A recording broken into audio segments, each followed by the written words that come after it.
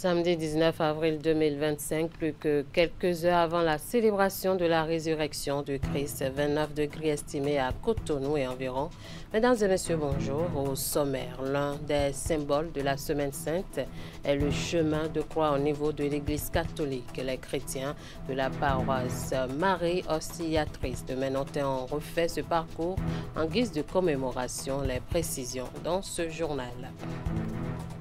600 tables bancs pour les collèges et écoles primaires du département de l'Atakora. C'est un don de Plan Bénin en visite de terrain dans la partie septentrionale du pays. Les précisions à suivre. Et puis, troisième journée béninoise de dermatologie, vénérologie. Les travaux portent sur la dermatologie de la mère et de l'enfant. Les détails sur ce thème dans un instant. À nouveau, bonjour. Chaque année, de milliers de chrétiens catholiques revivent les dernières heures de Jésus-Christ à travers le chemin de croix. Ce moment qui retrace la passion du Christ qui connaît son apogée par la crucifixion. Sur la paroisse Marie Auxiliatrice de Manotin, chant, prière et méditation sur les 14 stations, le tout porté par une intense ferveur spirituelle, ont rythmé cette marche symbolique retraçant les derniers instants du Christ. On va suivre le curé Charles Alabi qui revient sur la symbolique du chemin de croix. Même si on ne reste pas silencieux, il faut un calme retenu, même si on doit vaquer à ses affaires, qu'on sente que je vis quelque chose. Il y a que je suis triste de ce que j'ai fait souffrir le Christ par ma vie, mais il va me pardonner et il va ressusciter. Christ est au tombeau et nous attendons sa résurrection du séjour des morts. Pour les fidèles qui ont commémoré ce parcours spirituel, c'est une confession de foi. On va les écouter sur des propos recueillis par Gloria de Souyovo et Eudoxie Aloyon. C'est un chemin qui nous permet de revivre tout ce que notre Sauveur, le Rédempteur, celui-là qui s'est sacrifié pour nous racheter au prix de nos péchés. Et ça nous permet de purger un peu de nos nombreux péchés que nous commettons au quotidien. Ça symbolise la passion du Christ et au cours de cette passion, nous sommes appelés à demander le pardon de nos péchés et en même temps à porter nos croix comme le Christ l'a fait. C'est un moment fort qui nous permet de revivre la passion du Christ. Donc le chemin de croix que je viens de vivre, pour moi, a un sens commémoratif de la passion du Christ. En visite de terrain dans le septentrion pour toucher du doigt les différentes interventions de plan international Bénin dans la région, la représentante résidente de cette ONG internationale a procédé en début de semaine à la remise de 600 tables bancs au collège et école primaire de l'Atakora. La cérémonie de remise officielle de ces mobiliers aux bénéficiaires s'est déroulée au CEG 1 de Kouandé en présence de tous les acteurs du monde éducatif du département Alassane Aouna. Des tables bancs au profit du collège d'enseignement général 1 de Kouandé. C'est un geste de plan international Bénin qui vient à point nommé pour contribuer à la promotion d'une éducation inclusive et de qualité dans les communes de l'Atakora en proie depuis peu à une crise sécuritaire. Mesdames et messieurs, cette dotation de tables bancs contribue à la promotion d'une éducation sûre, inclusive et de qualité pour tous les enfants vulnérables, exclus en particulier les filles, surtout dans le contexte actuel. Je voudrais, au nom du Plan international Bénin, et à mon propre nom, vous remercier pour toute la forte mobilisation dans le cadre de cette cérémonie officielle de remise de 600 tables bancs aux établissements scolaires du département de l'Atakora. Au total, 600 tables bancs seront distribuées dans 7 collèges et 4 écoles primaires de la région. Grâce à ce élan de solidarité, 1200 élèves et écoliers pourront suivre les cours dans de bonnes conditions.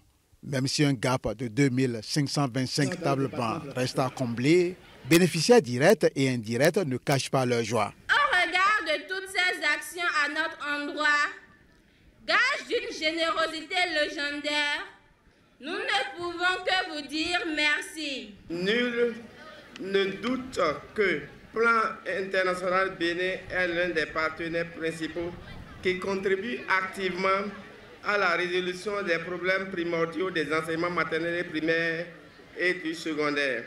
La présente cérémonie, qui a mobilisé les différents acteurs du monde éducatif de l'Atakora, s'inscrit dans le cadre de la visite de terrain qu'entreprend depuis peu la représentante résidente de Plan International Bénin dans le Septentrion. Je vais aussi avoir beaucoup d'échanges avec Madame la préfète. Je vais aussi rencontrer les différents partenaires qui nous aident dans la mise en œuvre des interventions sur le terrain.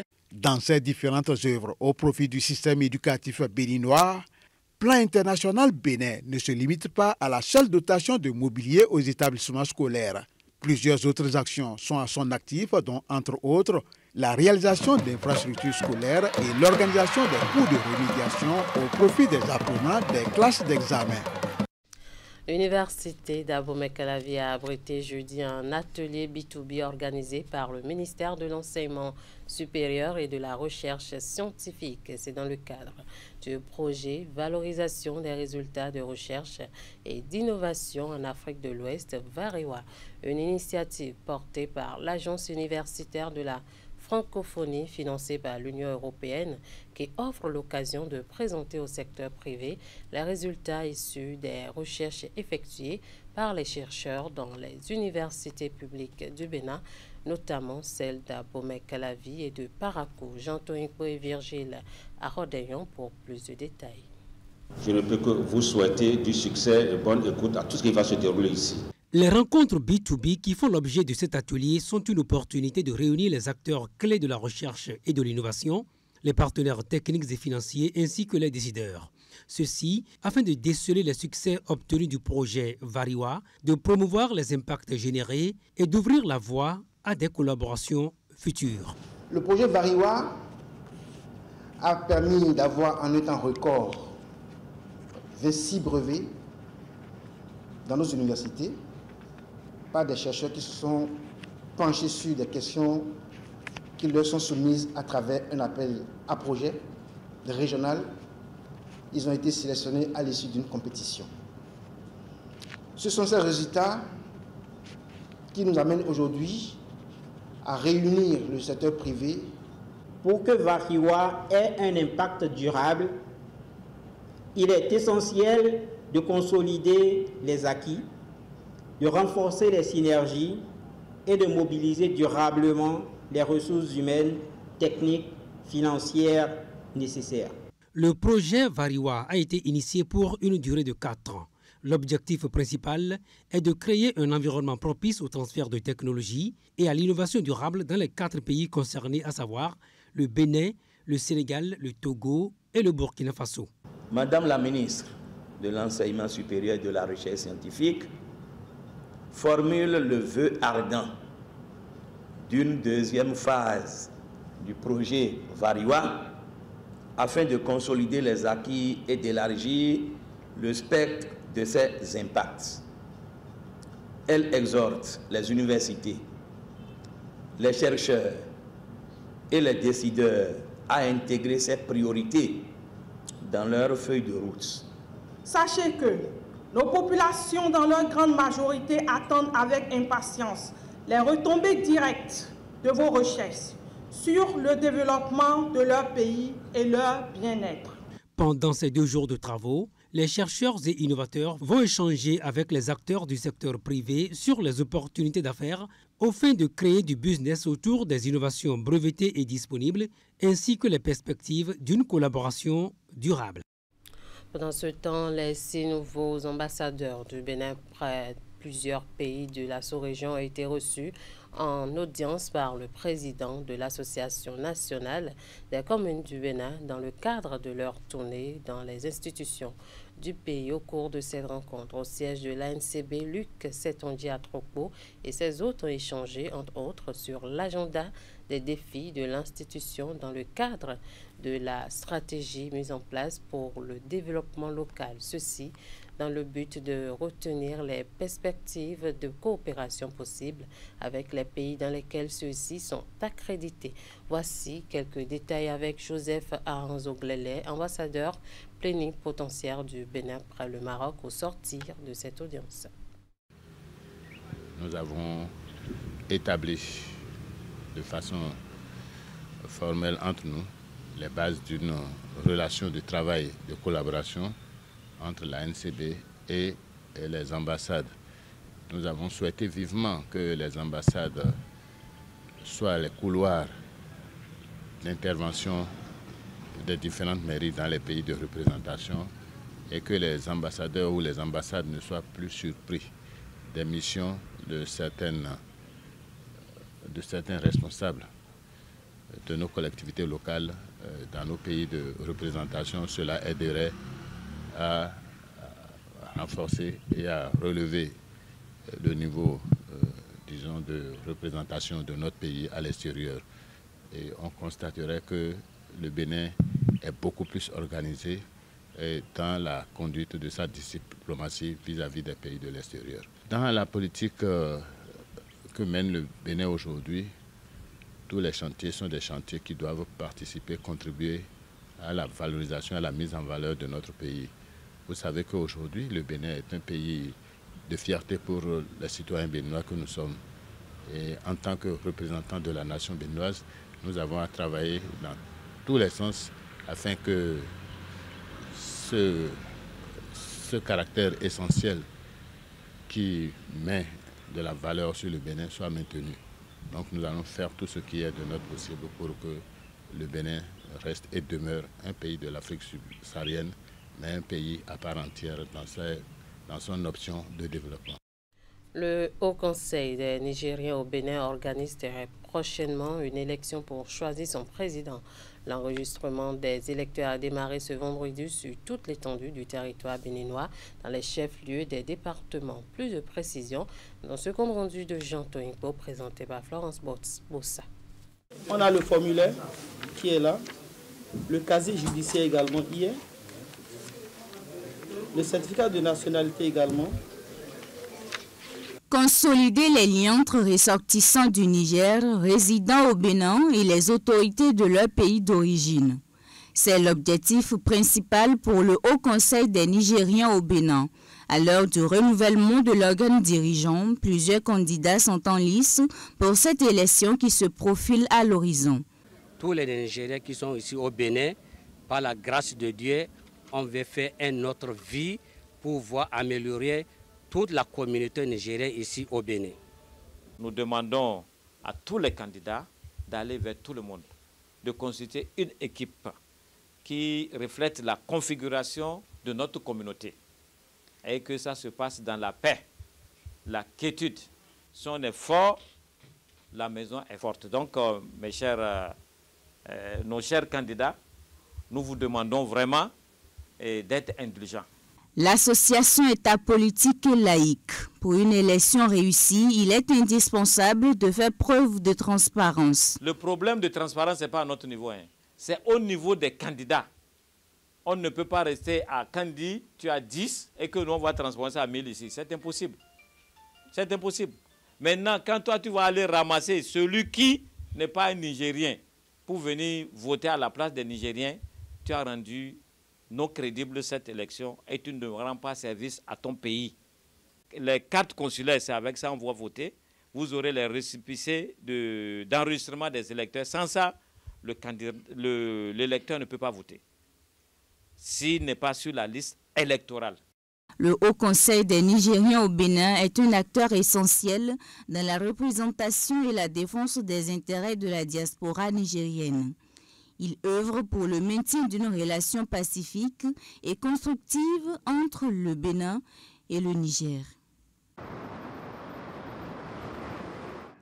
Remise de diplômes aux cadres béninois qui ont participé à la formation en droit et sécurité des activités maritimes et océaniques dans le cadre de la mise en œuvre du projet Passport, une formation organisée par l'Institut maritime et interrégional d'Abidjan et de l'Université de Nantes. La cérémonie de remise de diplôme s'est déroulée jeudi 17 avril 2025 en présence du principal partenaire, l'Union européenne. Voici les détails. Ils sont au total 9 cadres béninois bénéficiaires de cette initiative de l'Institut de sécurité maritime et interrégional d'Abidjan en Côte d'Ivoire et de l'Université de Nantes en France. 9 cadres béninois désormais mieux aguerris sur les questions juridiques et techniques en matière de sécurité maritime et océanique. Après 10 mois de travail acharné, ils reçoivent ici leur parchemin de fin de formation.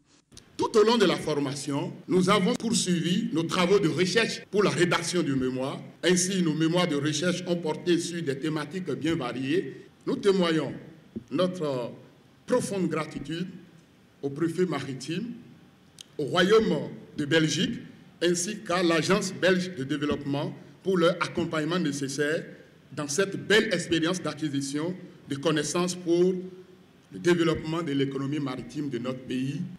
Cette cérémonie est votre moment. Elle célèbre votre réussite, mais elle reflète aussi la montée en compétence de l'administration béninoise dans son ensemble. À travers vous, c'est tout le système national de gouvernance maritime qui se renforce. Cette formation financée par l'Union européenne est exécutée par Enabel à travers le programme d'appui au secteur portuaire, lequel vise à contribuer à l'amélioration de la compétitivité du secteur ainsi qu'au développement socio-économique. Ces organismes partenaires réitèrent tous leur engagement à continuer à œuvrer aux côtés du Bénin. La cérémonie d'aujourd'hui va nous donner l'occasion de remettre donc symboliquement les certificats aux 9 premiers candidats béninois ayant bénéficié sous financement de la Belgique d'une formation de Master 2. Cette même cérémonie va aussi nous permettre de marquer la poursuite et le démarrage de cette activité sur financement de l'Union européenne avec notre partenaire commun, l'ANCAM. Je tiens d'ailleurs à signaler que tous les candidats ont parfaitement réussi leur formation et que certains parmi eux sont même les majeurs de leur promotion de Master 2, ce dont le Bénin peut être très fier.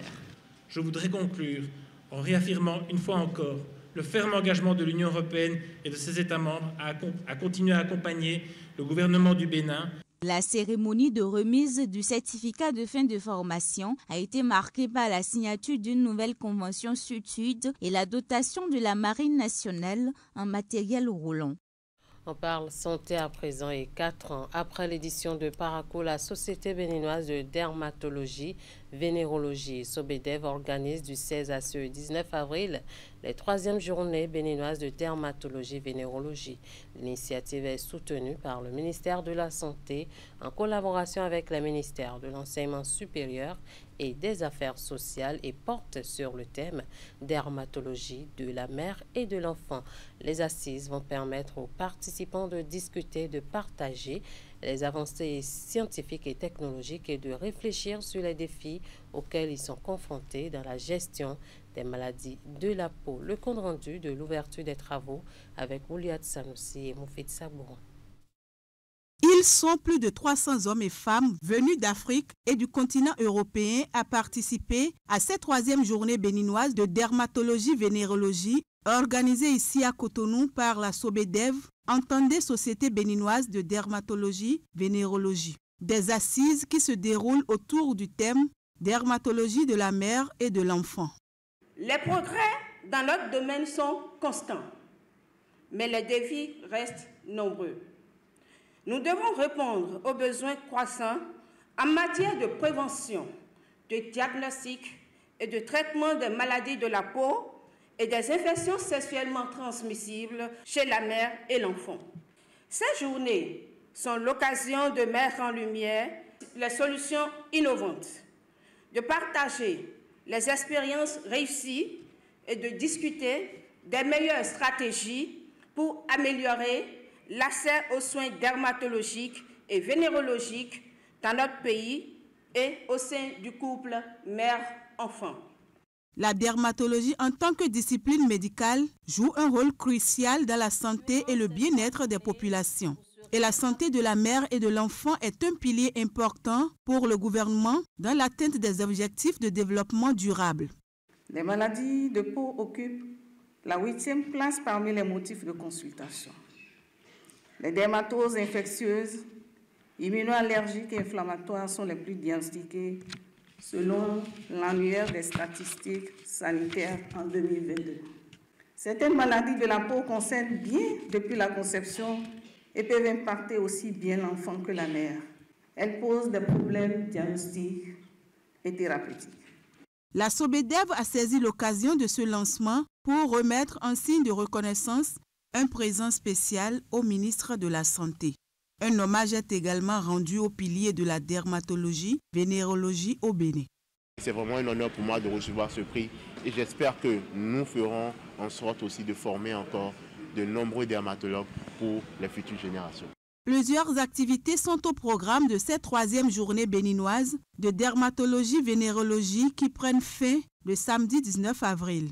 Il s'agit de conférences et ateliers pratiques, de formation médicale continue et de sessions de présentation de recherches récentes.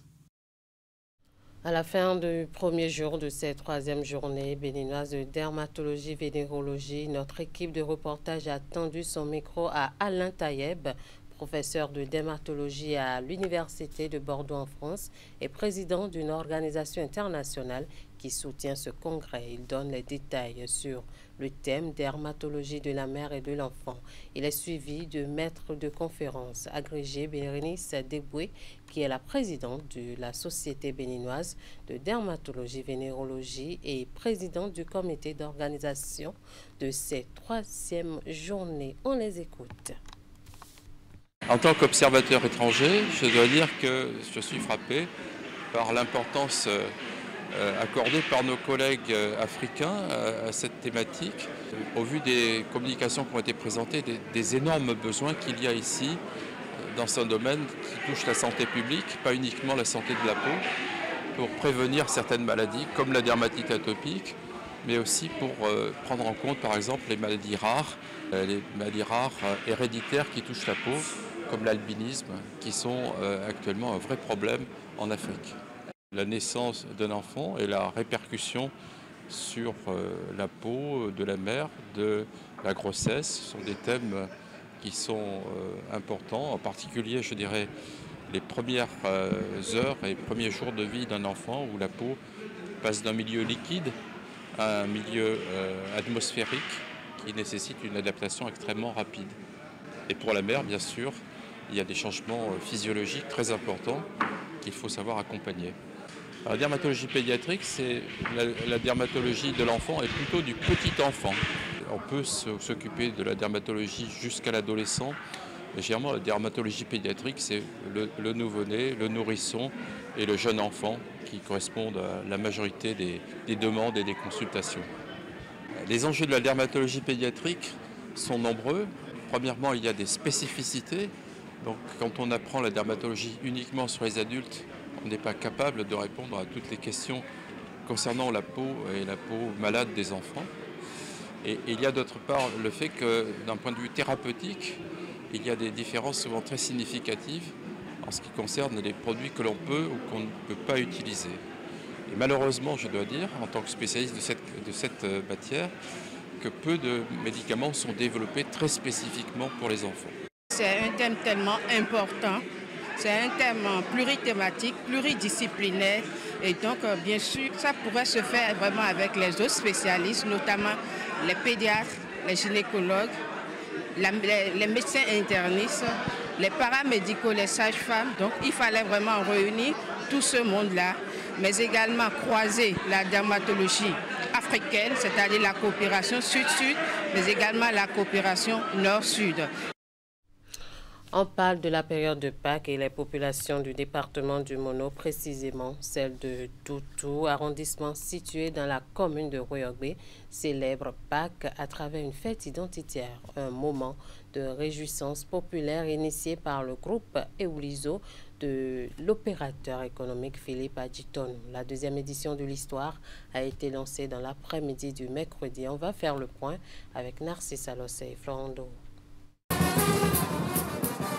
Fini les temps de somnolence pour l'arrondissement de Doutou en période de la Pâques. La localité renoue avec sa fête identitaire grâce à l'inspiration de l'un de ses fils, l'opérateur économique Philippe Adjitonou. Le top a été donné avec une caravane.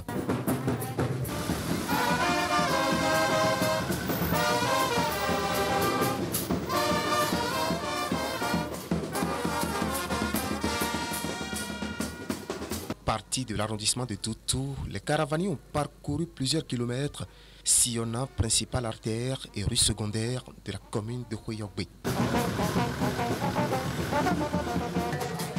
La procession a échoué ici au complexe scolaire de Doutou, où un site a été aménagé pour une foire internationale. Cette foire s'impose comme un rendez-vous incontournable, illustrant à merveille l'esprit d'innovation, la richesse culturelle et le dynamisme économique de notre région. Je tiens à exprimer ma reconnaissance particulière au PDG Philippe Adjitonou qui a généreusement pris en charge une grande partie des coûts liés à l'installation des stands et à l'animation du site.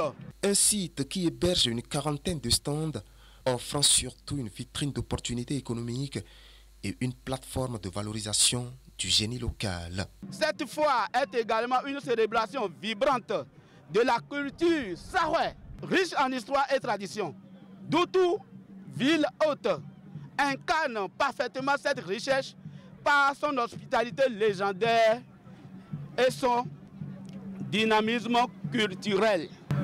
Je voudrais d'abord vous dire que le maire est fier de vous. Le maire est fier de ses représentants dignes, frères, PDG Adjitonou. Nous sommes fiers de vous parce que vous êtes d'ici. Vous êtes d'ici, mais vous réfléchissez grand pour que votre localité soit connue, pour que votre localité soit révélée. Le site est ouvert jusqu'au lundi 21 avril prochain. Les stands installés vont côtoyer plusieurs activités, dont des jeux ludiques, des concerts géants avec la participation des artistes internationaux et un concours de beauté à l'issue duquel la plus belle fille de Doutou sera désignée. Voilà qui boucle cette édition. Merci de nous avoir suivis. Merci à toute l'équipe de rédaction, de réalisation et de diffusion. Bon week-end à vous et très bonne célébration de la fête de Pâques à vous par anticipation.